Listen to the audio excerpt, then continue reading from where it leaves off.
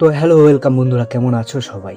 তো আশা করি সবাই খুব ভালো আছো। আর আজকে নিয়ে চলে এলাম একটা নতুন ভিডিও। আজকের ভিডিওটা একটু অন্যরকম।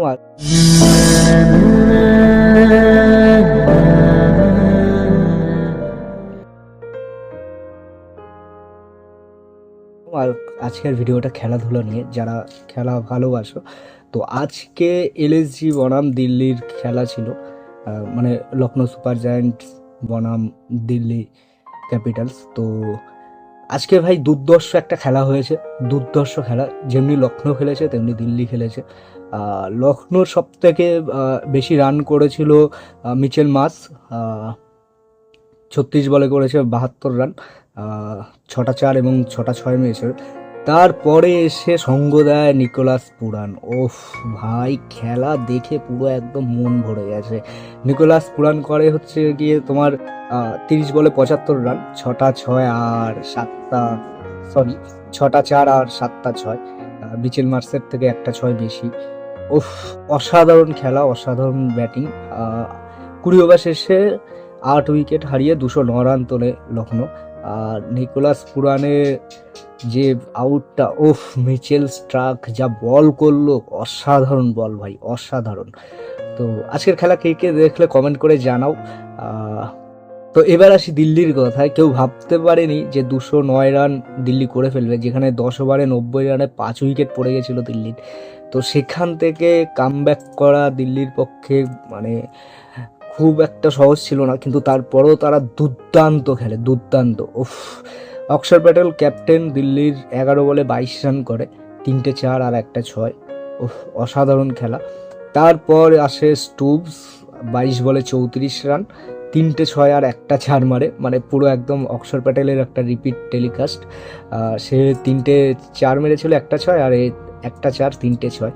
তারপরে আসে ভাই impact player Ashutosh Sharma, sorry Rana, Ashutosh Rana বলতে আমার সেই সিনেমার আশুতোষ রানার কথাই মনে পড়ে। তো আশুতোষ শর্মা ইম্প্যাক্ট প্লেয়ার ভাই, 5টা 4 আর 5টা 6। পুরো একদম ভাই, পুরো কলিজা সবকিছু একদম ঠান্ডা হয়ে গেছিল। যে একটা সময় পরে মানে ভাবছিলাম যে আদৌ দিল্লি জিতবে কিনা। তো ভাই অসাধারণ খেলেই দিল্লি জিতেছে। তার সাথে ভিপরাজ নিগম 15 বলে 39 রান, অসাধারণ একটা খেলা সেও খেলে, 5টা 4 আর 2টো 6 মারে। আর তারপরে ও ভাই রে ভাই, দিল্লি মানে ভাবতে পারিনি যে দিল্লি ওই ম্যাচ ওইখান থেকে জিতে চলে আসবে। কি সুন্দর না খেললো ভাই। আজকের খেলা দেখে মনে হচ্ছিল যেন হ্যাঁ, একটা মানে সেই থ্রিলার সিনেমার মতন, এরপর কি হবে কি হবে, জিতবে কিনা। উফ, তো অসাধারণ খেলা খেলে দিল্লির লখনৌ থেকে ম্যাচটাকে ছিনিয়ে নেয়। আর আরেকটা জিনিস তোমরা খেয়াল করেছো কিনা জানি না, কুলদীপ যাদবকে একটা স্ট্যাম্পিং আউট করার চেষ্টা করে ঋষভ পান্ত। আসলে কুলদীপ যাদব আর ঋষভ পান্ত খুব ভালো বন্ধু, এবং তাদের সেই বন্ধুত্বের একটা সম্পর্কই দেখা যায়। এবং ম্যাচ শুরুর আগে ঋষভ পান্ত, কুলদীপ যাদব এবং অক্ষর প্যাটেল 3জন মিলে মাঠের মধ্যে একটা মানে খুনসুটি এবং আলাপ আলোচনা তাদের যে মানে তৈরি হয়।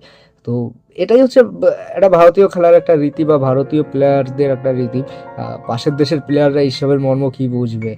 তো আর যেহেতু পাশের দেশ নেইও, তো সুতরাং কোনো কথাই নেই, তাদেরকে নিয়ে কথা বলাই বৃথা। তো ভাই আজকের খেলা দেখে খুব খুব খুব খুব এনজয় করেছি এবং খুব ভালো লেগেছে খেলা দেখে।